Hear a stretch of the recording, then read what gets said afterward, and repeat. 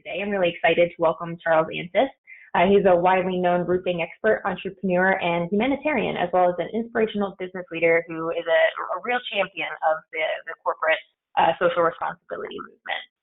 So I'm going to try and give an adequate introduction. Charles has a long list of accomplishments. He served for over 10 years on many national and local boards, notably the National Roofing Contractors Association and the Roofing Alliance for Progress. And locally, Charles has served for the Orange County Habitat for Humanity, as well as the Ronald McDonald House Orange County Board of Directors, the Orange County United Way Board of Directors, and the United to End Homelessness Executive Council, among several others. So Charles has actually been the recipient of several national awards as well, most recently including the American Red Cross Corporate Hero Award and a Civic 50 honoree of the most community-minded companies in Orange County in 2019. So, and Charles and his team have actually also sponsored the community center, or the community corner, of the Anaheim Ducks Arena since 2017, which has donated over 50,000 seats each year to various nonprofit organizations. So today, Charles has a number of new initiatives, as well as including setting up blood drives in their office, using their vans to help deliver food to the elderly and essential workers. And we'll hear a lot more about those stories coming up. So we're really excited to have Charles here today and looking forward to hearing more about his ideas on using social giving as a way to really elevate your business. So with that, I'll welcome Charles. Thanks so much for joining us today. Thank you, Kelly. I'm so excited to be here. This has been so much fun because I feel like we have so much in common, LEAP and Antis Roofing. So we're going to have fun today. Excellent. So before we jump in, I wonder if you could give just a quick overview of the background on Antis Roofing and waterproofing, just a quick overview of the business, and then we'll jump into your first story. Okay, well, a quick story. I grew up in Oregon, really quick. I was a wannabe logger, worked in the mills, and all men worked with their hands. And I ended up in California, 21 years old, without a job. And I looked for a job with my hands, and I happened to be in roofing. That's how I got into roofing. I started my own company because the company I worked for didn't have quite enough work.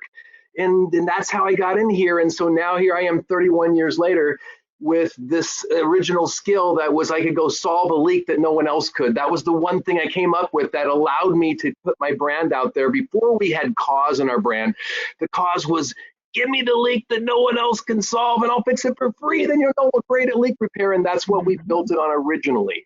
But that's kind of how I ended up in roofing. And that's what we do today. In Southern California, Antis Roofing keeps homeowners association families, HOA families dry.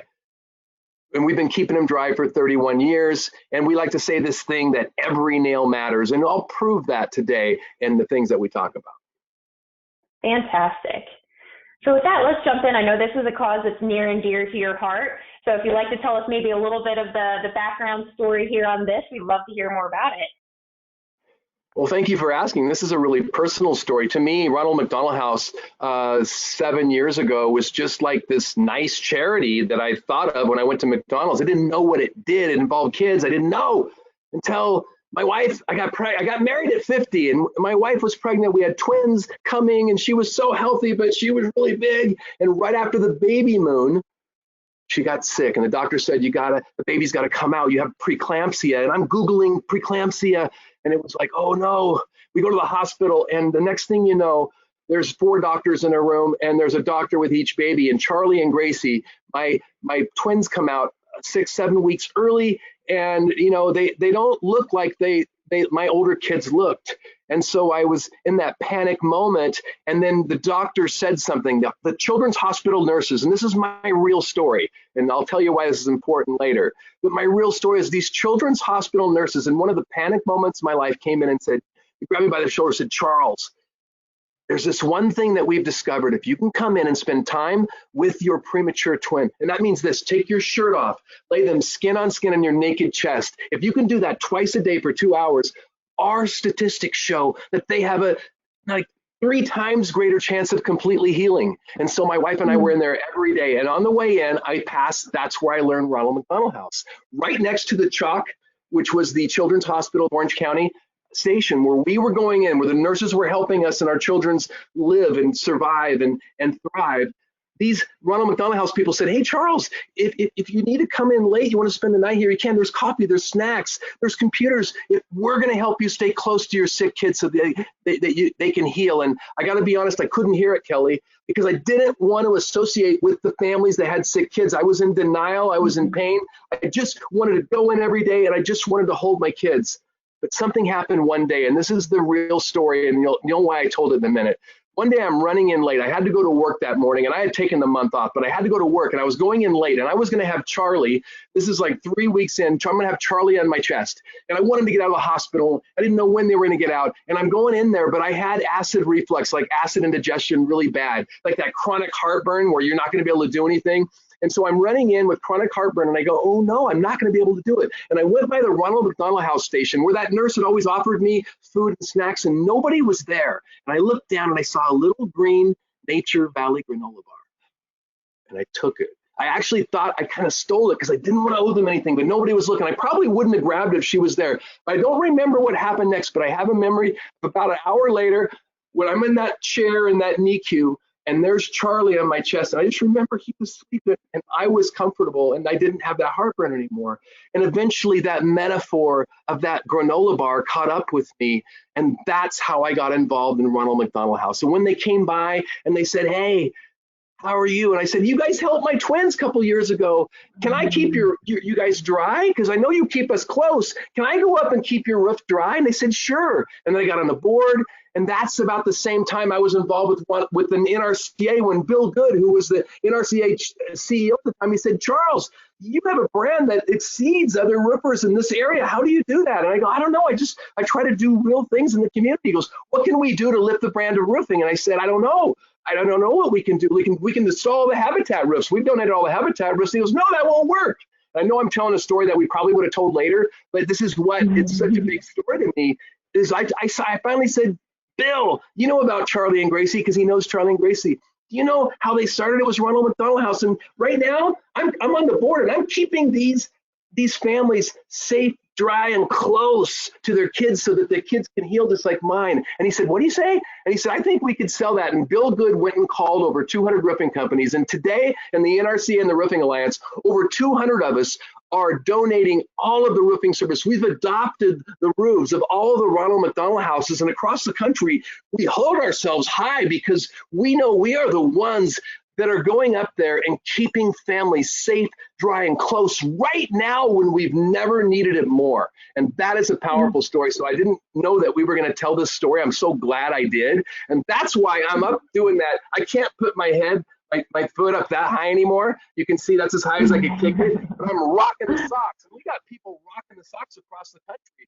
On Monday morning, KLOS is going to start a campaign that you'll be able to see nationally, but we're rocking the socks for Ronald McDonald House, and we're going to have a donation opportunity. And this is awesome because this is lifting and keeping more families close. At the same time, it is lifting our brand and letting people feel good knowing that we're installing roofs and we're people that believe that it is unimaginable to ignore sick children. And so I'm going to dissect some of this later. I didn't mean to go off so much, but you got me excited because that's a current campaign that's live right now. If you follow me on LinkedIn, you will see me posting about people like you who are like me, rocking the socks so families can stay close now and be safe when they need it the most. Yeah, that's fantastic. And I think it all started with a granola bar. That's amazing. Never know where these things are gonna, enter your life. So that's fantastic, and that's led to some really great involvement and publicity for Antis. That it's just coming from the goal of wanting to give back and help. How that's come back to give back to your business the way it has. I think that's fantastic. So I know you touched on this a little bit, kind of in the introduction of like what Antis is and how you guys got started. You're give me the leak that no one else can fix. So can you expand a little bit on that backstory and how that moldy mattress kind of launched you to where you are today? I don't know. I feel like this is going to be one of those emotional days because I like the way you just went back into that. That's when I started my business. I was desperate. That feeling, I'm sure there's a lot of entrepreneurs listening or salespeople that feel like entrepreneurs. It's the same mindset. You feel, I'm desperate. every call was so important when I discovered I had this skill that I didn't know I had it, but it was the one thing I did better than anything. And the calls were so desperate, I put weather stripping on my home bedroom converted office so that you wouldn't hear my daughter if you called in this business to business environment, because I was only selling to HOAs. That's just where I showed up. That's who called. Mhm. And so I'm getting those leak repairs, and I got a call one day though, and it wasn't from an HOA, it was from a woman. She had leaks in every room, and to me that was an opportunity to make good margin on 4 or 5 leaks. And I'm driving up there the next day, but as I'm getting there, my mood lessens a bit because I noticed the homes are getting smaller, and this is LA near LAX. And finally I noticed a little graffiti, and ooh, and then finally I turn on the street where the home was going to be, and I just see this dead grass. And set back, there's this small home, real simple, with like a 140 and a half, and like the half is hanging sideways. And I'm thinking, well, maybe that's not it. And I go up and I knock on the door, and these 3 things I think, or maybe some in some ways the most important 3 things that ever happened to me, because something awoke me that day. Because the door opened, and I saw a woman, and her face was so hard. By hard, I mean she looked like she's had a really rough month and life was not easy, and that shocked me. But I was about to say Mhm. something. Before I could open my mouth, I was hit with the second shock, and it was mildew, a smell of mildew like I never heard, and it was causing me to recoil. And then I know it was that fight or flight. I was leaving. But as I started to leave and think what I was going to say, the third thing happened, and it was a tug at my finger. And when I looked down, instead of the expression on the mom's face and my face, there was a little 6-year-old girl with blonde hair about yours, blonde hair about like yours. But she had this Mhm. big smile ear to ear because she was so happy she had a visitor. And looking back, she probably didn't have a lot of visitors. And she pulled me in through this crowded living room and through this hallway until finally into her room. I knew it was her room because she pointed with this big smile to the wall, and there was a My Little Pony poster on the wall. But that was the moment that my eyes dropped down, and I just saw 4 mattresses with bedding with mold on it. Mhm. And that was a tough moment because it caused this shock in me. I didn't know what was happening. There was something stirring in me, but it was a stirring like I need to get out of here. There was something else that says I can't stir, I can't leave. And this little girl just held my stare for like, it felt forever, but it was probably 30 seconds. And then something happened though. The mom walked in, and the mom still had the same expression on her face. And when I looked up from her expression to the mom's expression, something came out of me that I never remember ever saying before, and that was, I'm going to take care of your roof. And the moment I said it, it was, oh, what did I say? I want to grab those words back. What did I say? Because I immediately questioned, is that possible? Can I? Will I? And looking back, that was a magic moment, because I'll tell Mhm. you what it felt like. It was the weight of the world, because I had every intention when I said it, even though it came out before I said it. The moment I said it, I had no money. I had a mortgage payment to make. But this woman, when I looked at her, I said with full intent, I'm going to take care of your roof. I knew I said it with full intent because I was so afraid by the words that came out of my mouth. So I went up on that roof, please, please, please, please be a little hole, and I just need some Henrys to patch it. But no, it was shot. I mean, the roof was, it was cream of Mhm. wheat, whatever that means. It was nothing up there, and I wasn't even experienced. But I got volunteers, and we went up there that weekend, and we gave them a safe, dry roof. It was drippy, goopy on the outside, but it was dry on the inside, and the family stayed in that home. And looking back, that was that moment. That was the moment. It was like my doctor on an airplane moment. I wouldn't call it courage. Yesterday, I was talking to somebody. They called it courage, and maybe it was courage. Maybe if you're a doc, maybe there's some doctors on airplanes when they heard that announcement that don't raise their hand. But don't we think Mhm. that every doctor does? And why shouldn't it be the same for me? I have a gift that I can solve leaks better than anybody, and this family needs it more than anybody. And I pressed a magic button that day by saying yes. And what it showed up in our company was, even though there was no employees yet, there was a culture that came out of that. And it showed up whenever I saw one of the volunteers. There were like 6 volunteers. There were like 6 siblings. They all had blonde hair. I remember them. And Mhm. whenever I saw them, it wasn't like a hey, it was like a hey, high five, way animated stuff. Before I was like this all the time. That was rare to me. And I thought, wow, that's that snapshot of volunteers, that helped me do the roof, of the people involved, of the family involved, feels just like the culture we have at Answers Roofing today. So that's kind of become our story. We didn't start telling the story till about 8 years ago. To me, it wasn't a story to tell, and suddenly it became who we were, and I realized why we did this. And that's something I know we'll go further into, because you know what, roofers, I'm in the roofing community, I'm a roofing pro, and roofing pros, all of you guys, man, there's something that you may not want to talk about because it's not like baby boomers to talk about it, but you can't let anyone have a leaky roof just because they don't have the money to pay. And I love that about roofing pros. And all we're doing right now is we're networking and learning why it's important to talk about it. And that's what I want you to get out of today. There is a way to talk about it, so long as you're really doing it. And if you do, then the cause can grow, and you can enlighten and help thousands of companies and millions of people. And when you do that, you sleep really good at night, and you don't worry about your business as much. Yeah, that's fantastic. And I think that a lot of folks probably do have like kind of the, for lack of a better word, like an origin story kind of like that, where you've got like this one or two standout moments of like, hey, I can do something about this. And it might be something that you don't talk about, but I think that it's a really powerful message to help to help keep that cycle going. You know, what you guys are doing for the— That is our origin story. You nailed it. That's what I call that. That's the most important story that I tell. It qualifies us. If I don't tell that story, then how do you really understand? Because we don't understand each other through data. We understand each other through stories.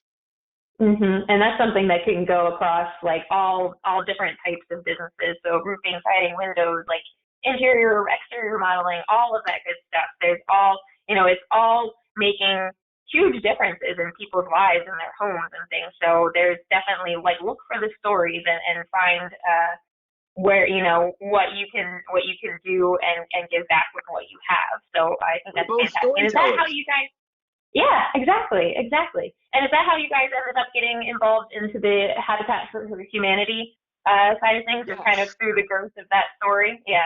Yes. Well, that's exactly what happened. We did that. We didn't talk about it. We didn't talk about it because it didn't feel right. If I talk about it, people are going to ask for more. If I talk about it, I'm going to get cursed, and that's a weird thing. But I don't know why. But I always thought, if you give something, don't ever talk about it, or you will be struck with a bolt of lightning, almost like Charlton Heston saying that. But I learned the opposite is true, and I learned that by talking to members of the NRCA. If we don't talk about it, because it'd be like a 60-year-old, 65-year-old roofer from Florida. Well, God, Charlie, by God, I'm gonna donate that Ronald McDonald roof, but I'm not gonna talk about it. But I always win that argument because I can say this, dude, if we don't talk about it, then how's it gonna grow? And that's what the roofing industry is using today to build this brotherhood. Brotherhood's not the right word. To build this family. I will always make sure National Women Roofing is right there. The strength, much of the strength of the roofing industry is all of us that do it. So it is the family of us together. We have all these ways that we tangibly get there, and we'll talk more about that, I think. Absolutely. And I think that's probably a really good segue into the importance of corporate social responsibility, like what it is, how it fits in today's environment. I know we talked a little bit about how that like philanthropic landscape is changing a little bit. So could you kind of talk a little bit about that? Yes, I will. I want to freeze on this picture. I didn't notice it when we were like, this is a great picture, because I want to tell you what it is. This is where we give we've given away 50,000 seats in the last 3 years, 20,000 seats a year of hockey. And once hockey resumes, we still have this contract. And this goes to over 100 nonprofits, people that couldn't otherwise go to a game. And 100 local nonprofits, the best and the brightest of Orange County, they're all serves on.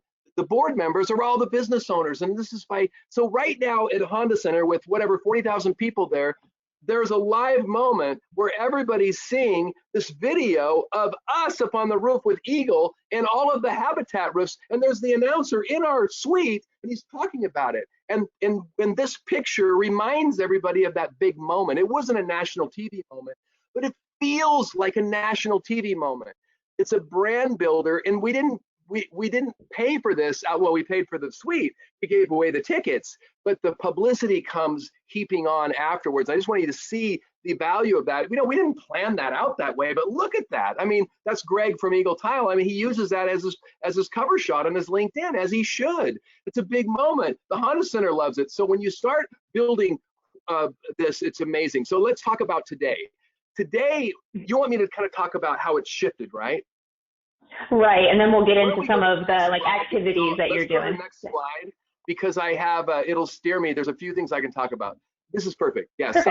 So I got to tell you guys, when I know that we struggled in the roofing industry and in industries, we struggled to know what we could do 5 months ago when the world shifted. It wasn't clear. And it showed up in a lot of ways at work. It showed up on, are we essential or not? In the roofing industry, there was a big discussion on many platforms. The largest attended ever on a digital platform was when Reed Ribble spoke up about that. Are we essential?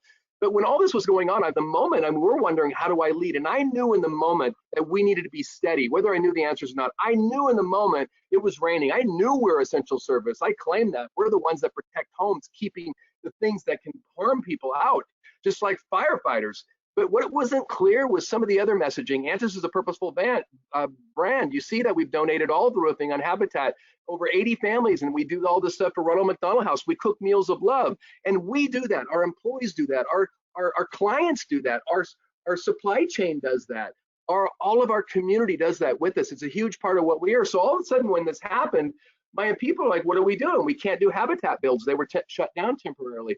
We couldn't go inside Ronald McDonald House to cook meals of love. But suddenly, well, what's our purpose? Well, I got to tell you, I didn't know what to do, but this is something that I learned. I just listened.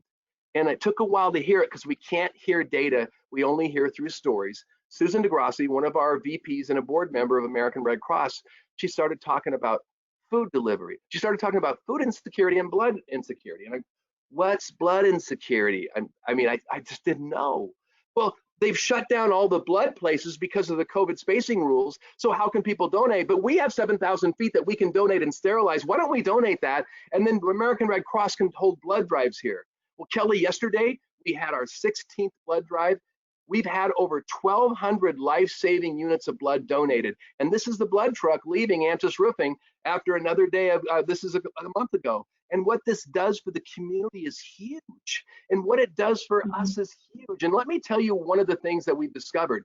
When people come and a blood donor, I've learned, and I know my father, he was always a blood donor, and he would give because he could, and he always gave, and he still does. Sometimes I talk about my dad, and people, he goes, is he alive? Yes, he is. He still gives when he can, but my dad was like this. And these blood donors come in, and they're just very quiet, noble in a way, and they don't talk about it. But we create a storytelling room, and I've heard, let me tell you some of these stories, like this guy Nigel. He had to give blood every week because he had too much iron in his blood. His whole life he was cursed, and he talked about it. He hated it until one day he met a little girl who needed a blood transfusion every week just to live. And it changes perspective. And when Nigel tells us this story, how it affects my people, how it affects me, it's a one-line story, and it made me emotional because I remember how I felt when I heard that tape. And I heard another story, Harry from SRS, and I'll mess up his last name. Harry came and gave blood, and I was teasing him about putting out both arms. And then that night he sent me an email, and he said, man, that freaked me out when you said give out both arms. He says, because when I was a kid, I grew up in Lebanon, and it was war-torn, and there was a civil war, and people were dying in the hospital because nobody would brave the war to go into the hospital to donate blood until the largest man in the village heard this. And he literally stormed the hospital doors. They were locked. He knocked them down. And he walked through the doors, and he went like this and said, take what you like from both, and don't stop till you have all the blood you need. And he put out both arms. And when you hear those stories, all of a sudden we have a story. And I'm not telling the story. Harry's telling the story. Nigel's telling the story. My employees are telling the story. The newspaper echoes this story. Social media echoes this story. And all of a sudden, we're doing this thing that's kind of gross, collecting blood at our place, which gave us the willies. Some of us at first, we had to work it out. And all of a sudden, it's a brand builder. All of a sudden, it's a story that will last forever. I doubt we'll be collecting blood next year, but we'll always remember where we were during COVID. We weren't sitting in our hands. We were saying yes. And that brings us to the next picture, because I want to keep going right now. I think we move on to, yeah, a friend of mine. I go to, this is very common across the country. I see a lot of roofing pros doing the same thing. But Wahoo's Fish Tacos is a very big brand on the West Coast. They're throughout the world. There's probably 60, 80 locations. Wing Lam is just an incredible guy. He's a great friend of mine. He's the guy holding the Cholula bottle up in the middle. And he's a character. You'll see him on national TV all the time. He's a credible guy. But all of a sudden, I called him one day because his restaurant wasn't open. And I said, hey, Wing, how you doing? He goes, oh, it's been rough. You know, we lost 85% of our business. This is like 5 months ago. I said, dude, can I help? And then I gulped because he got quiet, and he said, yes. And he goes, yeah, I can keep 4 more restaurants busy and keep them just open if you can help me deliver food to frontline heroes at hospitals, at police stations, and at nursing homes, at fire. And I just said yes. It was so awkward, I gotta admit. It was so hard showing up. It was so hard showing up because this wasn't my crowd, and I'm hanging out with Monster and Hint Water. I'm drinking Hint Water right now. These are brands that are donating all this product, keeping some more people busy instead of just shutting down. And I started going out, and we started donating, and we started delivering, and we've made like 100 drops in the last 5 months. And it is the most satisfying thing when you go to that hospital that day. I remember the doctors came down from the COVID floor, and it was full. And the stories are harrowing. Some of the deaths that they're in, but they said, you know what it means for us after working a double, and we get this warm burrito and this little bottle of Cholula and all this hygiene product, and they were so grateful. Or we go to the police station, and the police chief, 2 months ago, when they were really taking a beating, the police chief comes down and he started crying, and I was really awkward. I didn't know what to do. I wanted to turn my head. This big man with a badge standing in front of me saying, thank you for lifting our morale when we hadn't seen an act of kindness in 2 months. And so all I did was say yes. And then there was one more slide. I want to jump to the last thing because we've been busy. And then the last thing was food insecurity. And food insecurity, what's that again? That's what happens in third world countries. No, if you look in your cities and you read deep in the newspaper, not even that deep, you'll notice that 20% of everywhere, mostly seniors and a lot of children, are not getting full meals. And Second Harvest Food Bank is the largest food bank in Orange County. And it is a very modeled food bank in creating innovative ways. And they created a Second Harvard Truck Brigade. I didn't know what it was, but they created it because they couldn't get the food to all the seniors and all the homes and all of the individual seniors that live up in an apartment or something somewhere. And so I didn't want to get involved, but Susan DeGrassi, the same Red Cross board member who's my director of cause, she said, dude, there's people that are not eating. And so I raised my hand, and it was really awkward. And I know Harold Herman, he's the CEO, he's one of the founders of Yard House Restaurants, and he said, dude, we have food insecure people. So I said yes, and I went out and I drove the truck, and it was really awkward. I didn't want to do it. I went out that day, I drove the truck, and I remember this one story that happened. This is my first occurrence. This is my first awakening. All this is going on, and I'm having a hard time knowing how to be in the new world as it shifted. And this is like, 4.5 months ago, I delivered this box up to this second-story condo. And there's a woman inside, and we're not supposed to go inside because of COVID rules, but she said, can you please bring it in? And of course I said yes. And so I brought the box inside, and I looked at her, and she smiled at me. And she was probably 80 years old in her nightgown. And she just smiled at me like she was going to hug me, but she didn't. She just said, bless you. And at first it was like, what? Bless you. And bless you. I was kind of, like all of a sudden, I was really having a struggling. I was struggling how to be a CEO. And all of a sudden in that moment, standing in that woman's home that I'd never been before, she's throwing these bless yous at me like they're just darts of love. And something hit me and something awoke in me. And in that moment, I thought, oh my God, this is exactly where I'm supposed to be. And then, there was this moment where she said, excuse me a minute. She went to get something. And I thought she was going to give me a gift. But she came out and she had a really squeezed, gone tube of Colgate toothpaste and a little hotel bar of soap. And she said, can you give us some more of these? And it was like, here I am wondering what I'm going to do, wondering about my habitat bills. And all of a sudden, because I said yes, I'm learning about frontline heroes. I'm learning about blood recovery. But this was the first thing that hit me. I learned from this woman that there really are people that I've told that story probably 100 times in the last 4 months. And I've talked about it with other roofing pros across the country that are doing the same thing, and they're volunteering their trucks. Because, if you look, the reason we do every Wednesdays at 2 is that was the hardest slot Second Harvest had to fill. What's the hardest slot to fill? We sent 3 trucks every Tuesday over this period. We just ended this cycle, but we're ready to do it again. And it cost us a lot of money to do that. But let me tell you, we just won an award. last week for 2 of these things from 10C, which is like a local United Way brand that highlights the good giving. We won an award for taking care of the frontline heroes. We won an award with Second Harvest for helping deliver the food because we're modeling and showing other companies how to do it. And so when you win awards, God, it answers the question what you were doing right now. And I feel really blessed. I didn't do it for the award. I didn't know that award was there. I think they made it up for what's going on right now. But let me tell you, thank you very much. I'll be able to do more now. I'll be able to get the word out more. And so right now, the reason these 3, look at what I'm not talking about these other things anymore. And even the rock the socks, I'm wearing the socks. You know I'm wearing them. But we're not talking about the socks the way we used to. We're not talking about Ronald McDonald House. Now we're saying, hey, rock the socks with us today, so we can keep families safe and close today. We're shifting how we tell the story. So that's what we learn in this. Our philanthropy, we have to talk through the lens that is today. Your messaging, whether it's philanthropy or what you do, think about it. Should it be the same that it was 6 months ago? Ask that last question. How would I have said it 6 months ago? Should it be different today?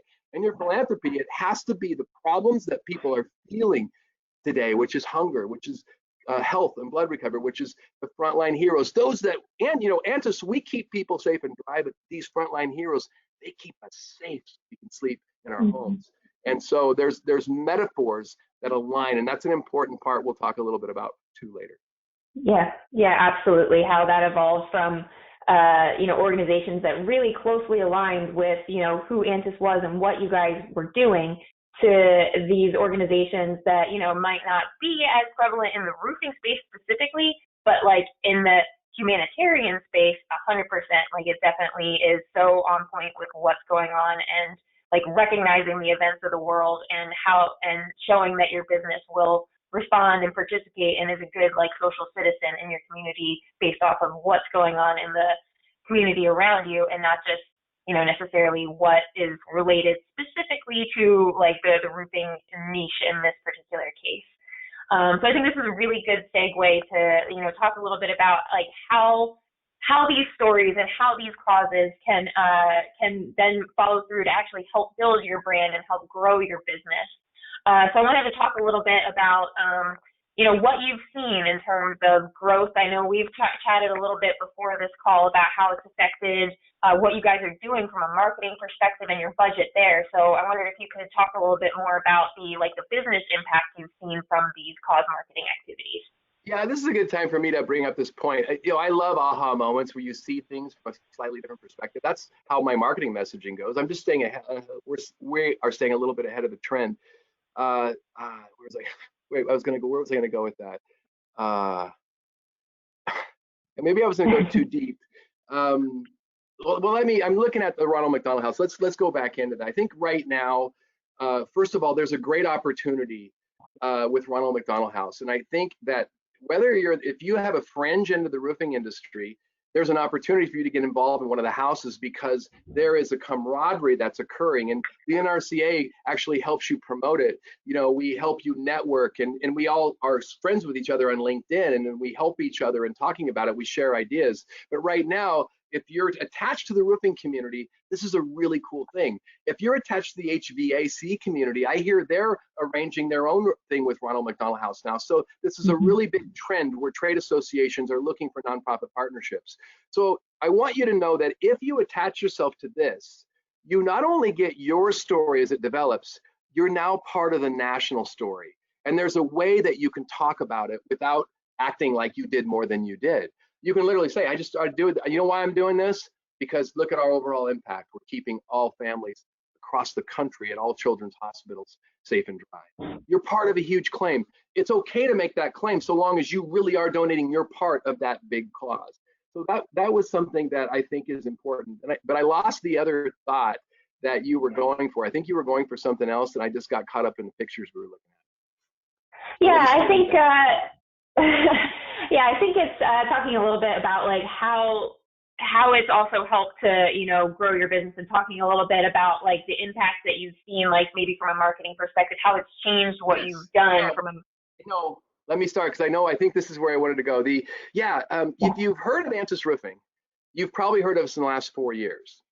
But 4 years ago, I made a very odd decision. I wasn't happy about it, but due to budget constraints, and we knew we had to donate, we cut out our external marketing spend. What that means is we used to spend about $12,000 to $15,000 a month with somebody that would help our social media decks, run them, help get us press, help write articles. There was, press releases and stuff involved, and then we spent that much money. We completely cut that out. And I want you to note that in the time you've heard of Antis, 90% of you, we have had no external marketing spend, but we've just had relationships with nonprofits. We've had deep relationships with nonprofits. It's like Habitat for Humanity. They're the ones that started talking about us after we started donating the roof. So they called and said, we donated a roof. I said, sure. And then they started talking about us. And the first time they wrote this in the paper about 12 years ago or 10 years ago, they said, Antis Roofing, donating roofs, transforming lives. I thought that sounded blasphemous to me. I thought, you can't say that. But then I started realizing if you don't make a bold claim, then nothing happens. If you make a bold claim and it's real and you're really trying, you don't have to do it good, but if you really try, oh my gosh, it was a powerful, powerful moment. But I think that it's a really interesting thing to note that a company like ours that has this national light on us is not spending anything in the traditional marketing channels. All of our spends are donations to nonprofits. Even our suite, which in the Honda Center, which we used to have, we had a spotlight of the month. We would donate most of the tickets to nonprofits, and we built our relationship. And so opportunities happen that would never happen. And when the community thinks of you really highly, oh, it's a beautiful thing. Having been accused of a lot of things that I thought was unfair in the past because I was a contractor and people have been ripped off by contractors. When somebody trusts you, it's like this.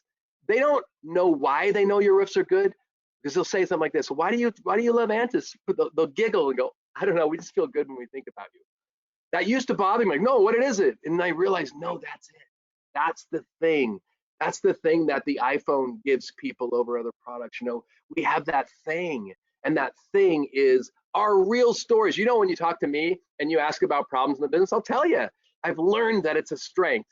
I'll talk about it respecting all people, but I'll really be honest because I might something. If you want to know what's working in my business, everyone that knows me will say, Charles will tell you. I'll tell you exactly what's working because that is how this grows. And right now there is a wonderful opportunity to be authentic.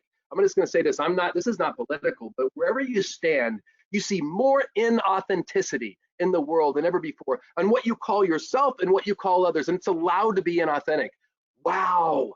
If you don't touch any of that, but you're just authentic and you let yourself, your real self show, and you let who you are, your real story, like my twin story, or like my moldy mattress story, if you let that show and you let yourself be real and be vulnerable and you come up with this concept that maybe there is enough for everybody, then your brand is going to grow and you're going to thrive. And in the new world, the world we're rolling into, if you're just in business to make money, good luck.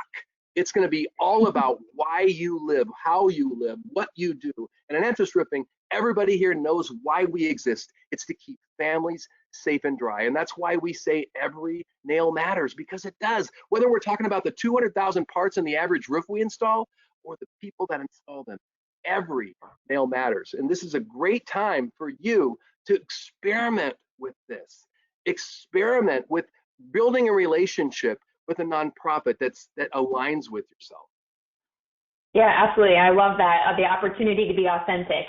Just like that really resonated with me. I feel like that's a really succinct way of saying, it's about, do what it feels right and real to you, and that's going to resonate with the community as well. So I and do you know what love it feels that. like? When people say you, Charles, the way you are is okay, and you know what it feels like to be giving an attaboy? It's the most wonderful feeling. It breaks through that 3 a.m. is my business going to survive, and I sleep better than I've ever slept. So you get to live in a magic space if you can get to talk about purpose. I don't look at myself as a roofing instructor. I look at myself as a people awakener. If I can awaken my people to be the best they can be, then how are my roofs not the best roofs out there? Mm-hmm. Absolutely. I think that's a great segue to look at our next section here. So for some folks who may not already be involved with the cause, or they're looking to kind of figure out how to get started, or maybe they are, working with some organizations, but they don't really talk about it yet, and want to get into using that as more of an opportunity for their business. We kind of run through this like how to get started playbook, if you will. This is really important that we talk about this because, first of all, I've learned that professionals, a lot of blue collar professionals, wherever we stand as CEOs, we often don't hold ourselves as high as other business leaders in the country. Yet in the roofing industry and in construction, we're the ones that build shelter. We are so important. And so I want to get to how we hold ourselves. I hold myself a lot higher. I no longer put my hands in my pocket because I don't care if you see my scars. I am proud that these are the hands that keep everything safe and dry in this country. So I hold myself that way. One of the ways that I hold myself that way is through my stories. My story of the moldy mattress lended itself to Habitat when they called. And so when they understood that they brought these families in, and families, once they got safe shelter, their children prospered and everything. And I got to see that and live that. Then this cause became real, and it was near and dear to my heart. So Habitat, Ronald McDonald House, you already know why. It's near and dear to my heart. You have to start with that. This can't be a good idea. Oh, they've got it figured out. Oh, they love pets. Now, pets is a really important one. That's a whole other discussion. It's really good. If you love pets, use pets. Everybody loves brands that pump up pets.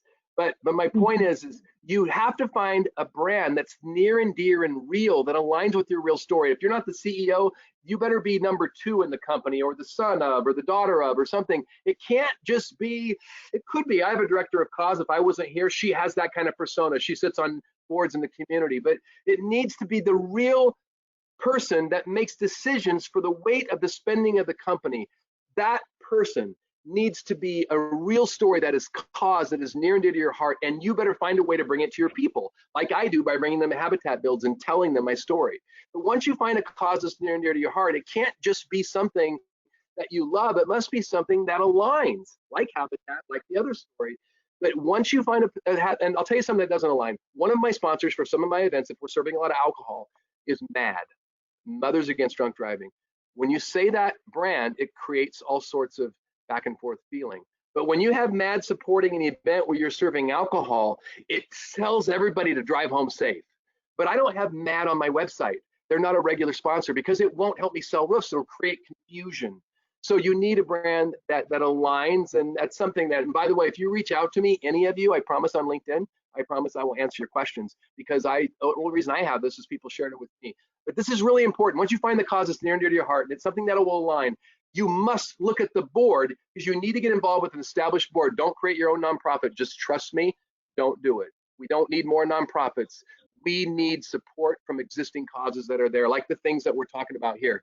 So when you look at that board that you're going to get involved with on that volunteering, they better have this, a CEO who's really in charge, one of the top nonprofit CEOs. I'm trying to make this work for you, work for the cause you love, and work for you. So they must have that CEO that's really sharp. They must have a good staff.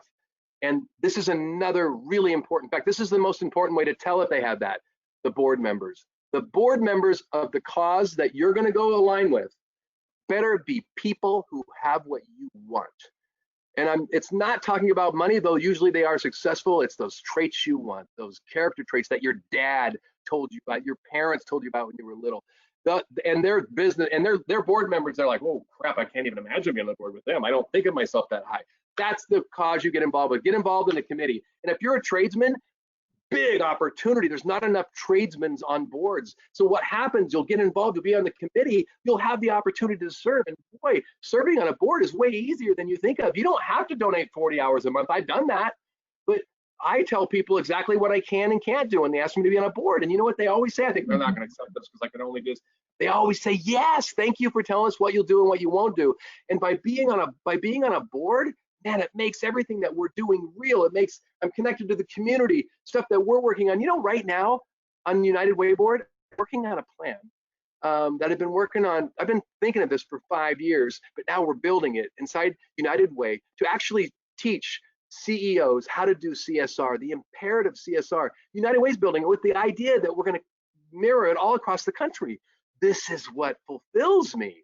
awakening people. And right now that I get to do this, and you think that's not going to help my brand? It's going to be like that Ronald McDonald House story. It's going to keep talking about us, help us sell roofs for years. Who knew? I didn't do it for that reason. I did it because it's the right thing to do. It's a really important time to be loud and do the right thing to do. That thing your parents instilled in you, be loud trying. You don't have to get it right. You can strike out right now trying. But if you're really trying, this is going to age really well. Never has there ever been a time more important than to get into corporate stewardship. And that is take care of your people and community. Reinvest all of your profits back into your people and the community. Never been more important than now. Absolutely. Some excellent points there. Could you, and then, so once you've identified your opportunity, you've looked at the board, you've done your homework on that, then from like a promotion side of things, like do you have any tips or things you'd recommend talking about how to get the word out that you're working on certain things? Like I know that a lot of these nonprofits and larger organizations, they'll promote like back to you kind of, but in terms of like putting the word out, like from ANSYS to the world, like would you have any tips or information on that? Yes. Because the bias, especially if you're working for a guy who's my age or older, baby boomer bias, they don't think you're supposed to talk about it. So it's hard to get over that. And so I've learned this.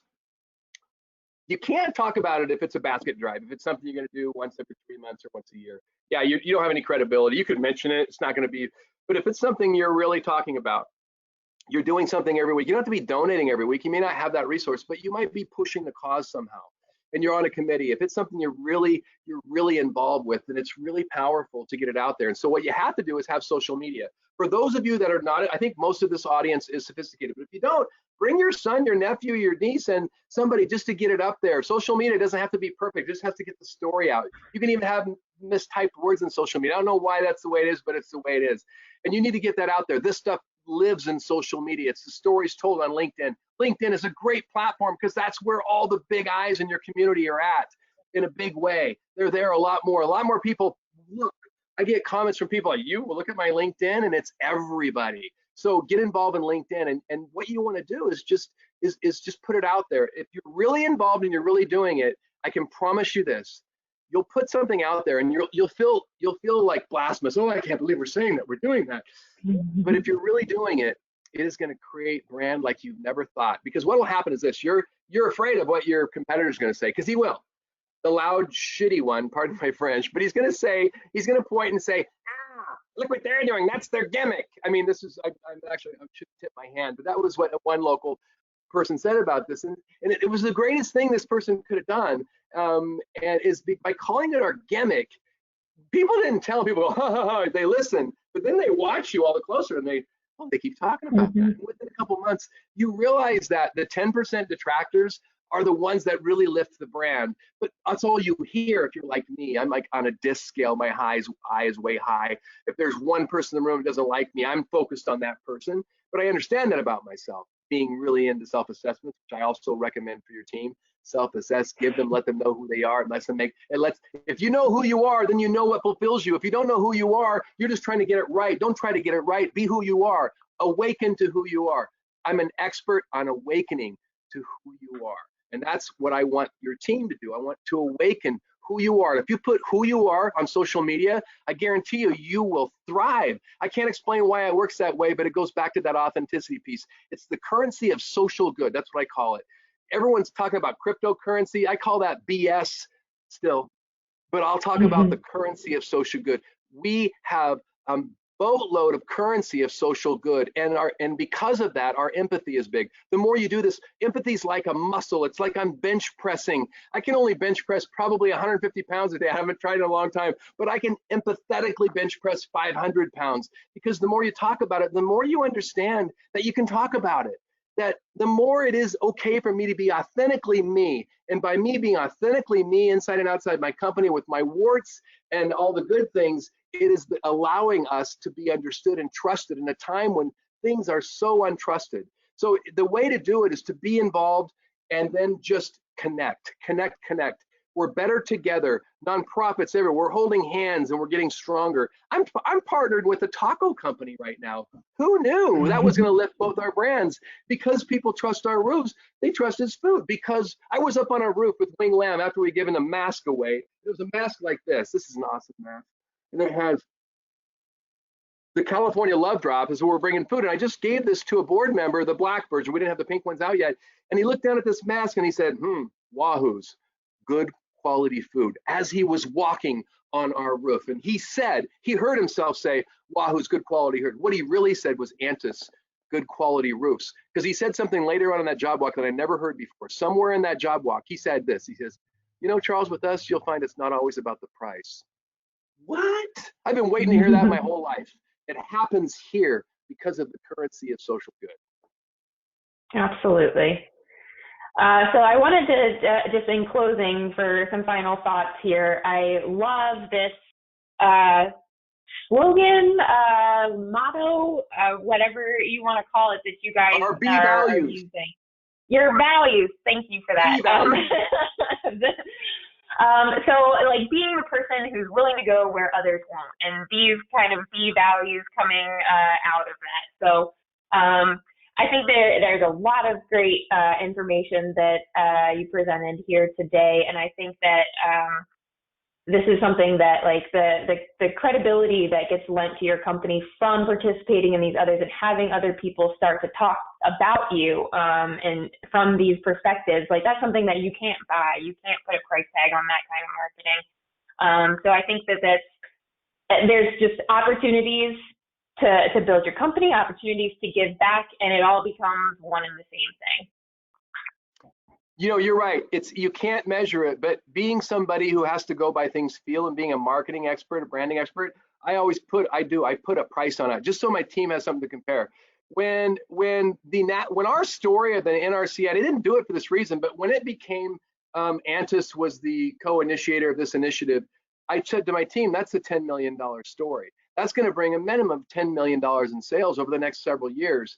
You know, and when things happen, when somebody else talks about you on a newspaper articles stay in the air forever. It always, when people Google your name, it'll wash out the bad press. You know, we have all these newspaper articles and they say it brands you. When you get a front page article that they're saying, thank you for, you know, being part of the mafia of good in Orange County, and you're passionately up in front of a crowd, that is worth $1 million minimal in sales. Even when you have branding, we spend time developing those B values you're looking at. You know how many times we've used that? I just have as when I'm speaking, before we couldn't do live speaking, I would have as a backdrop. People would ask for, can we borrow your B values for our company? Yes. So developing that, we spent $30,000 to come up with the word B with a neuro expert. And you know what? It sounds silly, but that was, you know, trying to understand, but it resonates with people. So that right there is $1 million move. I think in terms of branding, because I look at everything on how it is a year from now. I have that long-term founder's brain. I don't look at a short-term sale. And when you can put the right messaging out, it will age well. There's no way these B values don't even stand stronger 5 years from now than they do today. Absolutely. Absolutely. Well, fantastic. Well, I think we're almost to the top of the hour. So with that, I wanted to add, we do have a couple of questions that are coming in for the Q&A. So I wanted to transition over to that really quick. But before we get into that, I know like this webinar was all about cause marketing and what that can do for your business here. But we'd love to talk to you guys a little bit more about what LEAP does and how we can work with your business. So I've just launched a quick poll here. I hope you'll say yes to a conversation with us. We're doing a little special for folks on this webinar here. So in return for signing up for a conversation with us, we'll make a $50 donation to the Ronald McDonald House in your name. And we're also running a really good promotion on LEAP right now, which is 3 months of LEAP for free. So it's a perfect time to have a chat, see if we might be a right fit for you. You'll be helping out a great cause, and you'll get the opportunity to get started and try LEAP for free for 3 months. So would love to set up a time to have a conversation. You can check off one of these options here on the poll on your screen. You also have the opportunity to say yes and sign up for a conversation in a survey after the webinar closes out here. So thanks everyone for taking a moment to take a peek at that. And with that, we'll go ahead and get into our Q&A section here. So Charles, I know that can you talk a little bit more about the effect that this has had on the employees of your company? Like, how has this helped with? I know like a really hot topic right now is employee retention, engagement, things like that. How have you found this cause marketing like impacting your employees like on an internal scale? Well, I'd like to scale the story in the last 5 months or so, because I just told you how we transitioned to real life stories through this filter, the way people hear today. So what that did externally is it's lifted our brand in a halo like we've never been. We are really relevant in the community. But what happens inside my company right now is something that I'm so elated about. And because even though we win cultural awards, I can tell you a lot of times this is that honesty part where we're winning a culture award. I'm like, God, it feels like people are dyads and triads and not getting along. But right now, and people sometimes have job insecurity. I noticed that because I noticed people that are unhappy. And right now in my company, I've never liked this because we're so relevant outside. There's more job security. I can think of an employee that for whatever reason was always job insecure, and now this person is so secure in her job, even though the navigation of the future and how we're going to be as a roofing company is more up in the air than ever. And so, but it matters because our story, and we're talking about what's real and alive today. And so there's a magic awakening that transitions into innovation by being out there in the community dealing with real live issues. When your people are dealing in the community with something they didn't deal with before, it is innovative in a feel good giving way. When you are innovative and giving and ahead of the room, you come back to work, you're regenerated, and it rubs off. And so right now there's this magic that's happening that is because we've never been more relevant in our messaging than today. And if you look at my messaging, mine personally and a lot of the companies over the last, and I only personally am active on LinkedIn, it's like I'm not talking about roofing at all right now. I'm just talking about blood, food, frontline heroes. And you know what? I know it's, even though I'm breaking all the rules of marketing, which that's what trendsetters do, and I'm reminded of that. But right now we're breaking the rules of marketing, but it's working because when we look back on 2020, when the world was spinning, when I had my head in the sand, I pulled it out and I got involved by saying yes, doing things that I didn't want to do. And we got involved saying yes, doing things we learned to love to do. And now we have a magic culture and a magic brand, and we're getting opportunities that we wouldn't have seen before. And we're being super innovative, adaptive in the moment. We are reimagining ourselves without the pain of thinking we're blowing something up. We're just seeing, we're not noticing the rubble on things that are not working. We're noticing the new growth. And that's a very exciting place for us to be. Fantastic. All right. I know we're at the top of the hour. I'd like to squeeze in one more question before we wrap things up for the day. I think this is a really good one coming in from Dave here. Dave says, I'm a really big fan of cause marketing, but I'm not at that like CEO, like top of the company level. So do you have any recommendations on how you can broach this subject into the office and to help get others on board and get that buy-in from the top level? Well, Dave, I'm glad you asked that from that perspective, because I was painting just from the CEO perspective. So let me say this, really important question for career advancement. If you want to, and so I always see, if you ever hear me talk, I'll talk about the empathetic part, which I really am connected to, but also talk about the career advancement, the reason we do it. You know, you have to, and so if everything that you do must be intentional, why would you do it if it's a one-off? You want something that's repeatable. So what you would do, just like a CEO, finding what you're aligned with, is you have to find, if you're going to get involved, you have to find what you're aligned with. If the company is already aligned with the cause, then maybe there's a certain particular part of it that you could align with. Or if the company's not and you want to lead, then if you're a high enough position and you're trusted, then lead with what's real to you, but see how what's real to you aligns with your brand. I mean, it's easy to look at the big causes like habitat, there's shelter, keeping families safe, you know, and so look, I come up with a statement for that. The reason people trust me that see us under the Habitat brand is they, like me, are struck with the condition that they think everybody deserves a decent place to live. It's like this reptilian brain response that creates trust. Like, I don't know why, I just love them. And that's the thing that you want. So you want the same thing. If you want an opportunity to advance yourself, find the cause that's near and dear to your heart, and then volunteer there. Get on a committee, and then what'll happen is those people are so freaking networked. Those board members are cross board members, the United Way, all these other boards. They start talking about, you don't even know why, you don't even hear why, because these are quiet stories, but there's people passing names. And if you show up and you show real trust, then you have something, there's a story. I can't trust you if you're a siding guy or a home remodel guy until you show me that, just like me, you think it is unimaginable to ignore sick children. That means that I'm safe to travel with. And that it goes back to like, I'm really into emotional intelligence. Our people think we make decisions with our smart cognitive brains, but we really make decisions with our reptilian brain, that fight or flight brain. And so I really cater to the neuro messaging to my employees. I really cater to the messaging, all-inclusive messaging. I'm getting some weird terms right here, but right now, never been a better time for you, whether you're CEO, whether you're top sales, whether you're anybody in a company that cares, get involved. If you're in the roofing business and you're a woman, you better join National Women in Roofing, Kelly. I know you're going to. And so, get involved and get on a committee there. I mean, talk about advancement. You're networked with people that are networked, that are passionate, that are just like me. In fact, I love it around National Women Roofing. I'm not really, my people speak there. I go listen to my women speak there. Everybody's talking like this, and it's contagious when you start hanging around 6-year-old twins like I have at home, or happy, uppity people like National Women in Roofing.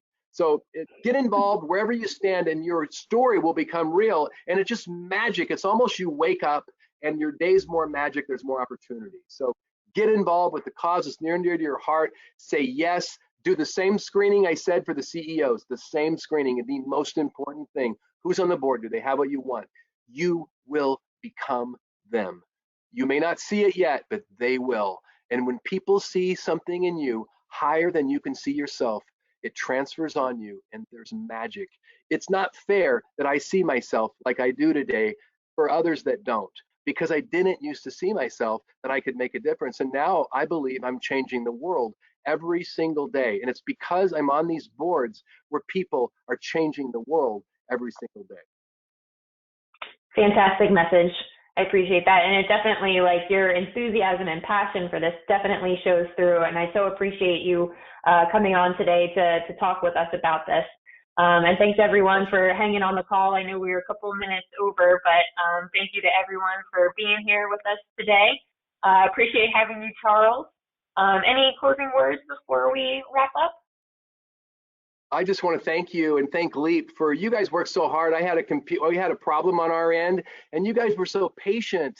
I'm like Groomzilla if I'm handling things behind the scenes, and your whole team. And I know your team through the showing up in the purposeful channels of the NRCA, like Shashi, and I just love it that we're aligned. And I'm grateful that you were promoting my message all week. I would see it popping up, and it just made me so grateful. So thank you so much for believing, like me, that we can change the world, that we can create the world in our communities that we want to live in. And that's what we're doing. So thank you. Absolutely. Thank you. All right. If anyone on the call thinks of any additional questions or want to reach out afterwards, feel free to send a message to that marketing@leaptodigital.com. That will come directly to me.